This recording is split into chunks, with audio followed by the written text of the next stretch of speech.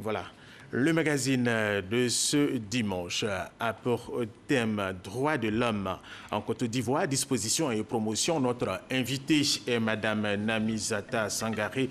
Elle est la présidente de la CNDH-ECI, la Commission nationale des droits de l'homme de Côte d'Ivoire. Madame Sangaré, merci une fois de plus d'avoir accepté notre invitation. La Côte d'Ivoire a créé en 2007 la CNDH-ECI conformément à la loi. Quelles sont vos missions? Merci à M. Assad de me donner l'occasion de présenter tout d'abord mes vœux de bonheur et de paix à tous les Ivoiriens, à tous ceux qui vivent en Côte d'Ivoire et même au-delà. Merci également de me permettre de rendre un hommage appuyé à deux grandes dames. Mesdames Victorine Vaudier, qui a été la toute première présidente de la Commission nationale des droits de l'homme, Madame Badio Poulette, qui en a été la deuxième présidente. Et vous, la troisième? Et moi, la troisième. Vos missions?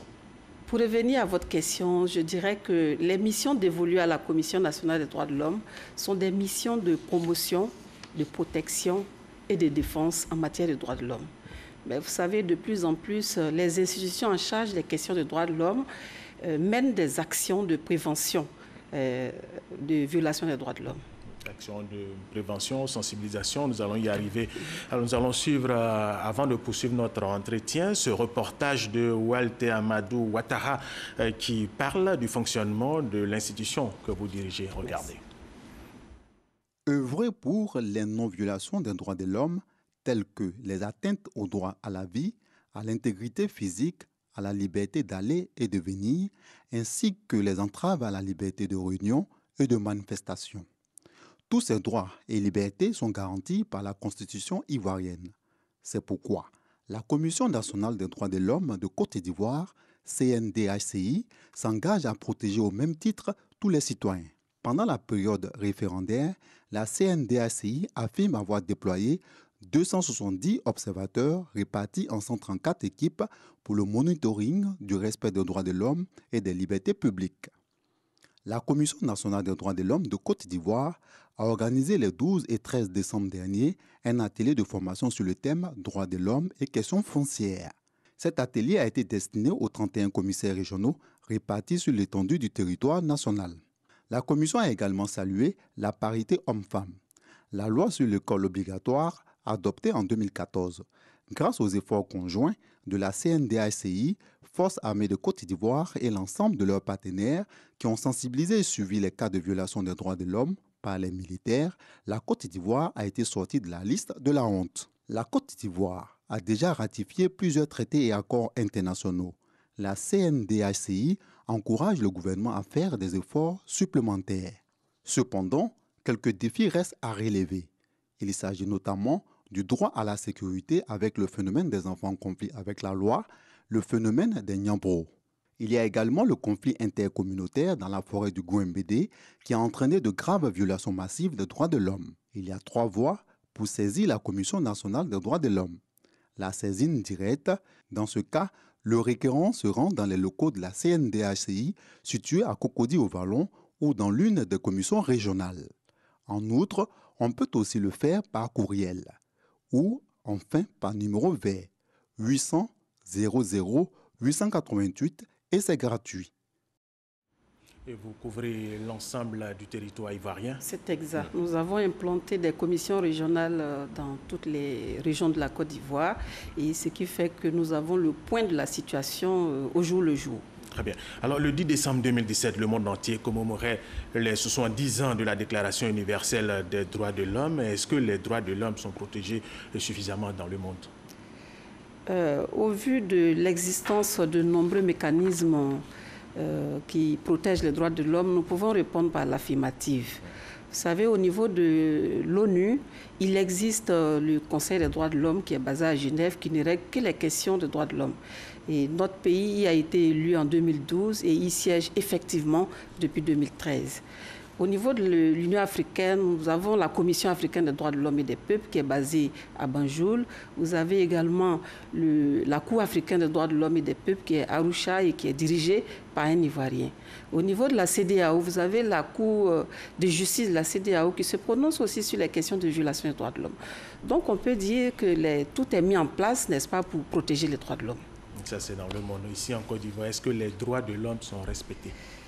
Vous savez, notre pays a ratifié l'essentiel des instruments juridiques qui protègent les droits de l'homme. La Constitution de la Côte d'Ivoire, la Constitution du 8 novembre consacre 47 articles exclusivement aux droits de l'homme. Vous avez des institutions non juridictionnelles comme la Commission nationale des droits de l'homme qui a un mandat très large, qui protège et qui fait la promotion des droits de l'homme. Vous avez le médiateur de la République, vous avez des ministères techniques, vous avez des acteurs formels, les ONG, qui œuvrent aussi pour la promotion des droits de l'homme. Vous avez même des acteurs non formels. Je veux parler des leaders d'opinion qui font aussi la promotion des droits de l'homme. Des ONG aussi. Les ONG qui sont des acteurs formels. Mais vous savez, M. Assa, la quête pour le respect des droits de l'homme est une quête permanente et cela demande l'implication de chacun de nous. Très bien, c'est de façon générale. Alors, qu'en est-il des droits des enfants, des femmes? Même si aujourd'hui il y a la question du genre, ce sont des êtres faibles et des personnes handicapées de façon spécifique. Est-ce que leurs droits sont respectés? Pour ces catégories de personnes, vous me donnez ici l'occasion de saluer l'important travail qui est fait par la Première Dame pour ce qui est des droits des enfants. Elle lutte au quotidien pour le travail, contre le travail des enfants, ce qui permet aux enfants de jouir de tous leurs droits. Pour ce qui est des femmes, une loi va être prise bientôt, ce qui est une grande avancée, une avancée majeure pour le respect des droits de la femme. Pour ce qui est des personnes qui vivent avec un handicap, avec la reprise du recrutement dérogatoire dans la fonction publique, nous pensons que quelque chose, et cela mérite d'être noté. Et vous savez que le travail permet à nos frères et sœurs de préserver, n'est-ce pas, leur dignité. Donc on peut le dire, il y a amélioration des droits de l'homme, des enfants, des femmes, ici en Côte d'Ivoire, des personnes handicapées. Alors venons à vous, qu'est-ce que vous avez fait pour les droits de l'homme au cours de l'année 2017, concrètement?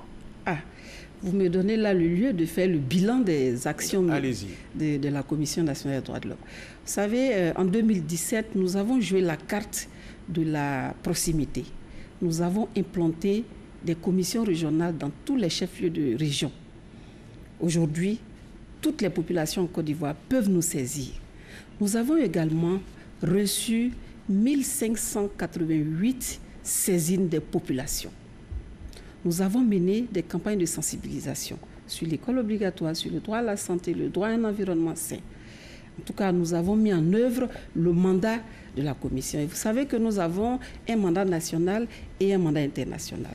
Au niveau international, nous avons également participé au fora dédié aux droits de l'homme. Nous avons participé aux sessions du Conseil des droits de l'homme. Nous avons participé au Conseil sur le statut de la femme pour aller faire le point auprès du ministre de la Femme sur la situation des femmes dans notre pays, parce que c'est l'instance où on fait le point des avancées et des reculs. Alors très bien, une actualité récente, la Libye. L'esclavage s'y déroule en toute impunité. Quelle réaction? Monsieur Assa, ce qui se passe en Libye rappelle que les droits de l'homme sont constamment menacés. Et c'est une situation inacceptable. Nous en appelons à la solidarité de l'humanité et que nous ne devons pas oublier que les droits de l'homme consacrent l'égalité absolue pour tous. Et d'ailleurs, le thème du 70e anniversaire de la Déclaration universelle des droits de l'homme avait pour thème « œuvrons pour l'égalité, la justice et la dignité humaine ». Et c'est un thème qui en disait long. Alors, que dit des jeunes Ivoiriens, des jeunes Africains, mais parlons de notre pays, des jeunes Ivoiriens qui ont envie d'aller en Europe en passant par la Libye? Je leur déconseille ce passage. Ce n'est pas un passage qu'on reste en place et qu'ensemble, on essaie de mettre en place des programmes pour eux. C'est chacun qui doit contribuer à la mise en place du programme. J'entends souvent que le gouvernement, mais il faut aussi que ça vienne de ces jeunes-là, de faire des propositions à nos autorités. Des collectivités aussi. Oui, bien sûr, les collectivités, il faut saisir tous ces instances-là à l'effet de mettre en place des programmes pour les jeunes. Alors, comment vous saisissez, je veux dire, la CNDHUCI? Comment vous saisissez? C'est simple. Que vous avez un numéro? Oui, c'est simple de nous saisir. Il suffira pour vous de vous rendre à notre siège aux 2 plateaux à la rue des Jardins. Vous pouvez nous saisir également au travers de nos commissions régionales, dans toutes les régions de la Côte d'Ivoire. Nous avons un bureau ouvert, fonctionnel et qui reçoit à longueur de journée des personnes. Nous avons un numéro vert que les populations peuvent appeler gratuitement. C'est le 800 00 888. 800 00 888. 888. 800 00 888. Actuellement, on peut vous appeler. Exactement. C'est ouvert ce numéro. 24/24.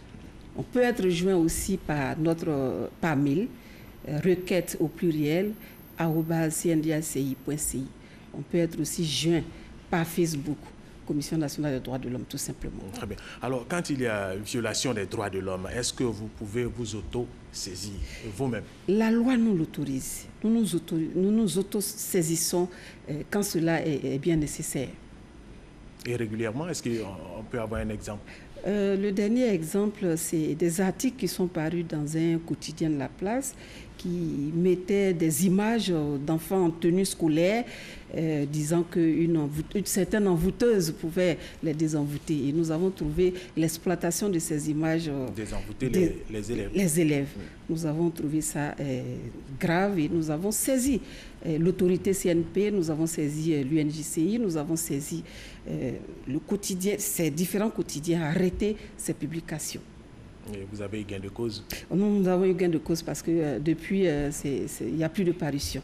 Très bien. Alors, quelles sont les plaintes pour lesquelles l'on vous saisit régulièrement en Côte d'Ivoire?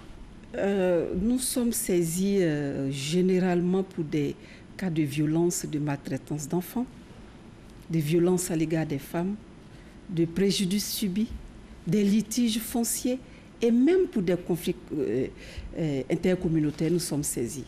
Parce que, comme je l'ai dit, nous sommes implantés dans toutes les régions de la Côte d'Ivoire, ce qui fait que nous avons le point de toutes les violations que les populations subissent dans toutes les régions. Alors, très bien. Lorsqu'on vous saisit, est-ce que vous avez la possibilité et les moyens d'aider ces Ivoiriens qui viennent vers vous? Monsieur Assa, vous savez, la Commission nationale des droits de l'homme est au service des populations. Pour l'année 2017, nous avons enregistré 1588 saisines des populations. Et 828 de ces saisines ont été entièrement traitées, soit plus de 52%. Et les autres saisines sont souvent des saisines pendant devant la justice. Et quand c'est comme ça, nous ne pouvons pas interférer. Nous accompagnons... Vous ne pouvez pas les accompagner à la justice? Si on n'interfère pas dans la procédure, nous les accompagnons, nous leur donnons des conseils nécessaires. Nous saisissons même les différents cabinets qui ont à charge ces dossiers. Et les personnes démunies? Et les personnes démunies, nous les recevons aussi. Et les dossiers que nous ne pouvons pas traiter, nous les référençons. Très bien. Alors, merci beaucoup, madame. C'était assez enrichissant. Alors, c'est la fin de ce magazine. Vous avez autre chose à ajouter? Je voudrais simplement dire merci à toutes les autorités. En premier lieu, le chef de l'État qui est très regardant sur les questions des droits de l'homme. Et le Premier ministre, lui, qui conduit la politique, n'est-ce pas, des droits de l'homme en Côte d'Ivoire. Tous les acteurs, les ONG, tous ceux qui nous soutiennent. Merci beaucoup. Fait de ce magazine, nous recevions Mme Sangaré Namizata, la présidente de la CNDHCI, la Commission nationale des droits de l'homme de Côte d'Ivoire. Et c'est également la fin de cette édition. Merci à vous de l'avoir suivi.